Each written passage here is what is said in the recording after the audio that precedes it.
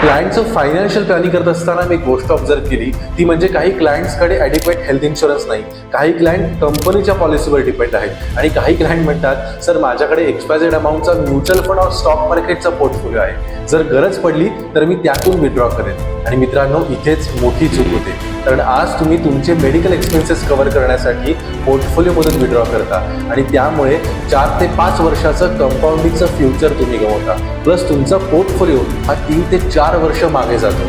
त्यापेक्षा एक चांगला हेल्थ इन्शुरन्स प्लॅन घ्या, ज्यामध्ये तुम्हाला चांगलं कव्हरेज मिळेल.